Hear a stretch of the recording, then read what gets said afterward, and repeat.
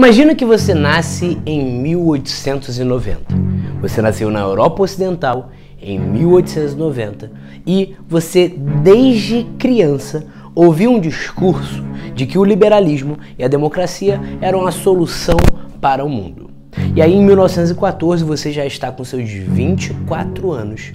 E aí, você vai vivenciar uma Primeira Guerra Mundial. Essa Primeira Guerra Mundial mata 2 primos seus. 2 parentes, e você tem um tio também que você perde por conta dessa Primeira Guerra. A guerra acaba em 1918, você já está aí com seus 28 anos. 11 anos se passam e você cria uma empresa. Você estrutura essa empresa, você começa a ganhar dinheiro. E 11 anos depois, em 1929, ocorre uma crise do capitalismo no mundo inteiro que afeta não só as empresas, mas principalmente que afeta não só os Estados Unidos, mas o mundo inteiro. E a sua empresa, que você durou 11 anos para construir, que você investiu muito dinheiro, tempo, energia, você vai ver essa empresa virar poeira do dia para a noite. Essa empresa vira poeira e você tem 2 filhos, e seus 2 filhos começam a passar fome, porque você começa a passar necessidade. Eu te pergunto, qual é a sensação, você um homem de 39 anos, que você teria com relação ao liberalismo e à democracia? É aí que as pessoas se perguntam como surgiu sistemas como o nazismo e como o fascismo. Como figuras como Hitler e Mussolini tiveram força em uma Europa Ocidental. Esse exemplo que eu mostrei para você, ele podia ser muito bem aplicado para o século XIX, século XX, em que a população ela passa a ter uma descrença na democracia e no liberalismo. Mas antes disso, você já sabe, ó, produção, roda a vinheta para a gente falar mais sobre nazismo e fascismo.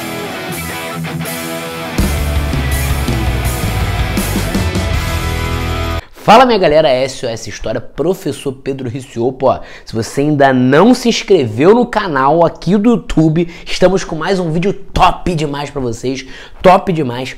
Já se inscreve no canal, curte esse vídeo e já ativa o sininho pra você saber quando os vídeos novos vão estar chegando pra você. Você é um cara de 39 anos que vivenciou uma guerra, vivenciou uma crise mundial do capitalismo. E o que você pensa acerca de liberalismo, o que você pensa acerca de democracia é só decepção. Você fica decepcionado porque só te deu perdas, só te deu mortes, só te deu tristezas. Então a descrença, a decepção das pessoas com a democracia e com o liberalismo nesse período entre guerras, que a gente pode colocar ali de 1919 até 1939, com o início da Segunda Guerra Mundial, vai proporcionar o surgimento de governos conhecidos como governos de características totalitárias, governos em que são muito autoritários, com uma forte intervenção do Estado em todas as esferas, sejam elas políticas, econômicas, sociais e por aí vai. E falando sobre nazismo e fascismo especificamente, você sabe que o nazismo ele é um regime que fica mais desenvolvido na Alemanha, por uma figura conhecida como Adolf Hitler, e nós temos o fascismo que se desenvolve na Itália por um cara chamado de Benito Mussolini. Os dois, tanto Itália como Alemanha, nutriam um sentimento de revanche, nutriam um sentimento de vingança causado pela Primeira Guerra Mundial. A Itália trocou de lado na Primeira Guerra e, com uma promessa de terras, não recebeu terras. E a Alemanha? A Alemanha foi destruída por um tratado com 400 artigos que desmobilizou toda a República de Weimar, criada pós Primeira Guerra Mundial. Esse tratado é o Tratado de Versalhes. Isso começa a gerar um desânimo, uma descrença. As pessoas, quando pensam em democracia e liberalismo, falam assim, isso é loucura. Isso aí só trouxe morte, isso aí só trouxe tristeza. E aí, o que vai acontecer? A gente tem as pessoas decepcionadas com esse sistema e abrindo mão das suas liberdades individuais em prol de governos que controlam tudo, em prol de governos autoritários que recuperam economicamente tanto Itália como Alemanha, mostrando que, olha, tá vendo? Isso aqui é uma solução. E a gente tem um termo muito comum de nazifascismo como se eles fossem iguais. Mas apesar disso, eu vim pontuar para vocês algumas semelhanças, mas algumas diferenças também. Uma das semelhanças é o autoritarismo. Esses governos eles vão se caracterizar por uma raiz muito autoritária, em que não há nenhum tipo de liberdade de expressões, liberdades individuais. A sua individualidade ela deixa de existir e o que passa a existir é a vontade do Estado soberano acima de tudo. Então o Estado ele incorpora as suas liberdades para si. E você, cidadão, passa a fazer parte de um Estado forte, de um Estado autoritário.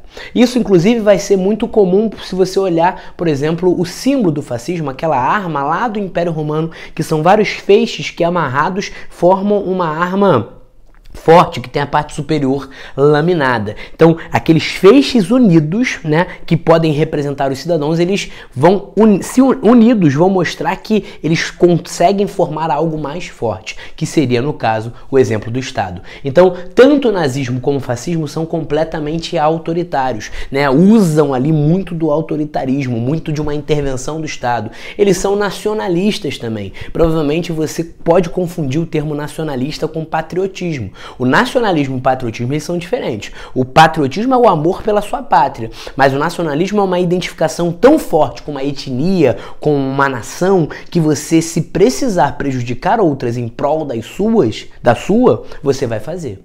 É o amor pelos seus e o ódio dos outros. É aquele amor exacerbado pela sua pátria. É uma deturpação do patriotismo. É algo exagerado.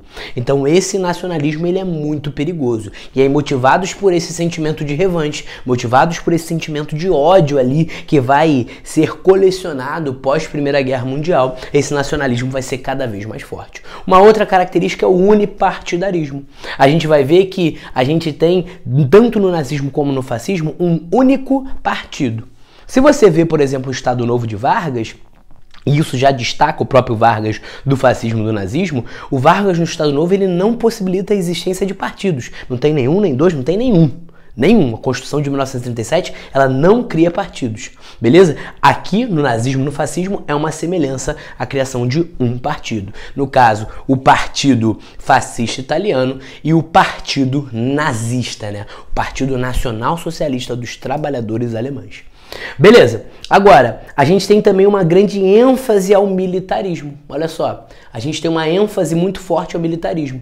Tanto o nazismo como o fascismo, eles enfatizam as questões militares, a produção bélica, a produção de armas, o incentivo ao exército, né, às forças armadas. Isso é tudo muito exaltado, até porque é uma forma de inibir qualquer tipo de expressão que fuja ali do controle de Estado, você usando o autoritarismo e uma grande ênfase ali no militarismo. O culto ao líder também é uma característica comum, tanto do nazismo como do fascismo. O que é o culto ao líder? É o culto a uma figura política. No caso da Alemanha, nós temos o Adolf Hitler, eu estou comparando só esses dois, não estou falando de outros, de Salazar, de Franco, estou só falando desses dois. Culto ao líder é o culto a uma figura política, é a exaltação a essa figura política. Né? No caso da Alemanha, o Führer, né, que era o Adolf Hitler, e no caso da Itália, o Duce, que era o Benito Mussolini.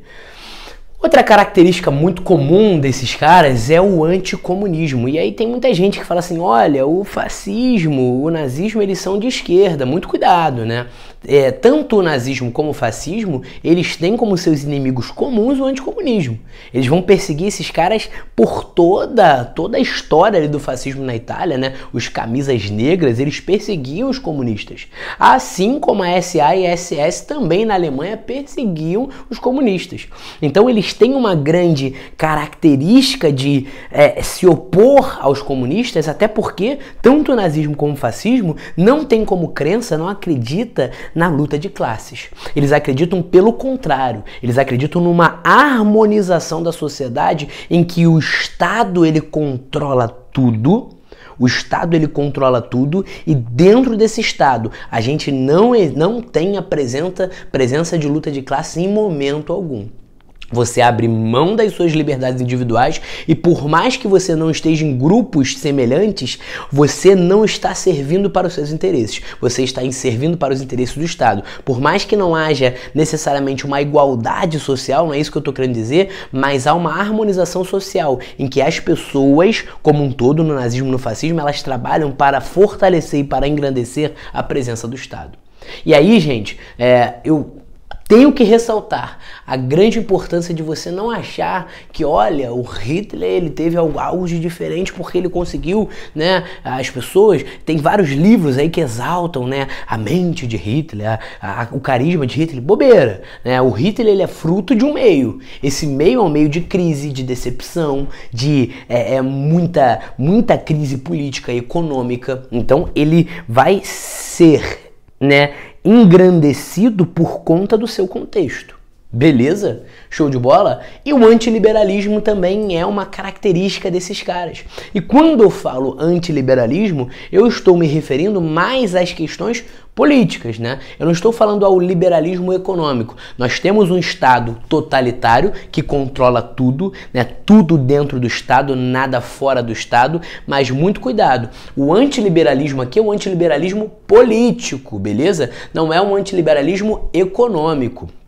Tranquilo? Por quê? Porque nós temos o conceito de propriedade privada tanto no nazismo como no fascismo. Nós temos grandes empresas, né, se aliando ali à produção de armas em cidades da Alemanha e em cidades da Itália. Então nós temos a aliança assim da burguesia, né, da burguesia e do capitalismo com esses estados autoritários, beleza? Só que o que eu falo de antiliberalismo é que nós não temos liberdade política.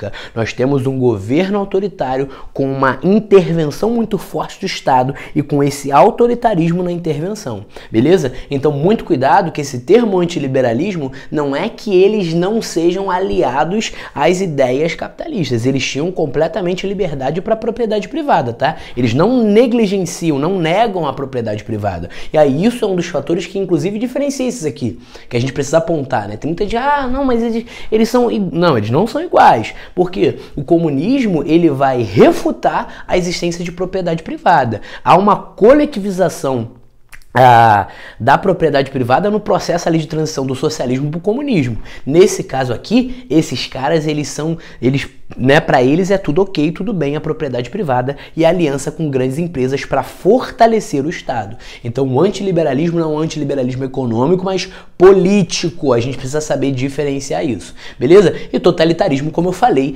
é uma característica ali do Estado controlando tudo e todos. Agora, vamos pontuar as diferenças? Tem diferença. Que diferença? Olha só, vou pontuar as diferenças aqui. Nós temos o antissemitismo, que é mais comum na Alemanha, ou seja, é mais comum no nazismo. É aquele ódio aos judeus, né? Os judeus são muito perseguidos. São mais de 6 milhões de judeus ali mortos no Holocausto, né? Uma lástima, algo horrível, né? Então, o antissemitismo, ele é mais característico da Alemanha. Outra coisa, o corporativismo ele é mais forte na Itália de Mussolini. O que é o corporativismo? É a crença da existência de grandes corporações, ou seja, é como se eu dividisse a sociedade em grandes corporações, em grandes setores de trabalho. E essas corporações elas estão ali reunidas para fortalecer o Estado. Essas corporações elas são fundamentais para o desenvolvimento do Estado. E essas corporações elas impedem a desigualdade, elas impedem a luta de classes, elas impedem que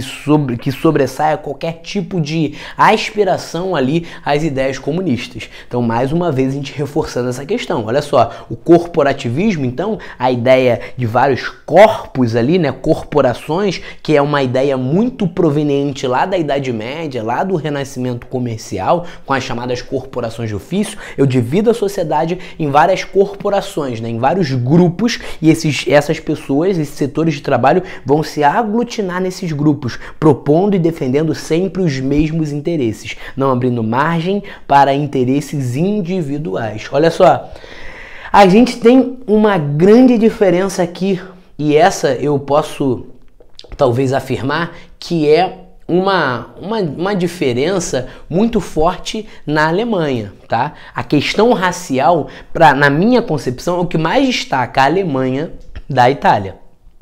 O que mais destaca o nazismo do fascismo é a questão racial, é a questão de raças. O Hitler, no livro Mein Kampf, no livro Minha Luta, ele propõe a ideia de uma raça ariana. O que seria isso? Uma raça pura, né? Uma raça acima das demais, uma raça diferenciada. Então tudo que não se enquadra nessa raça ariana é exterminado por Hitler. Deficientes físicos, deficientes mentais, homossexuais, negros, todos são exterminados por Hitler, porque não se enquadram nessa raça pura, nessa raça ariana. Qual era o objetivo na cabeça dele de fazer isso? O objetivo era de formar um Estado perfeito, né? Um Estado civilizado, um Estado evoluído, diga-se de passagem. E olha só, nós temos aqui a criação de um espaço vital, o famoso Lebensraum, que também é da Alemanha. Só que muito cuidado, tá? Muito cuidado por quê? Porque a Itália, ela também vai expandir. Beleza?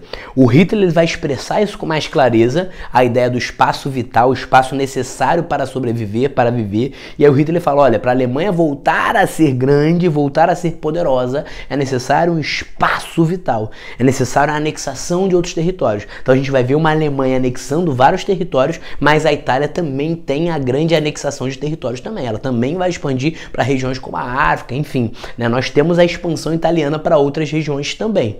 Então, o que mais destaca, o que mais diferencia o nazismo do fascismo é principalmente a questão de raças, porque o Hitler, no nazismo, pregava muito essa ideia de raça ariana e de distinção entre as raças, excluindo as que não estavam ali dentro da raça perfeita na concepção do nazismo de Adolf Hitler. Beleza, minha galera? Ó, espero que você tenha gostado desse vídeo. Pra você, beleza? Se inscreve no canal, ativa o sininho, curte esse vídeo, ó. Curte esse vídeo pra gente crescer cada vez mais, espalhar conhecimento cada vez mais de maneira gratuita. Eu nem vou botar musiquinha hoje porque acho que esse é um tema muito sério, é um tema que traz muita tristeza e traz muita reflexão. Então nós vamos acabar hoje sem musiquinha, como é de costume aqui no canal. Beleza? Tamo junto, rumo à sua aprovação. Um abraço.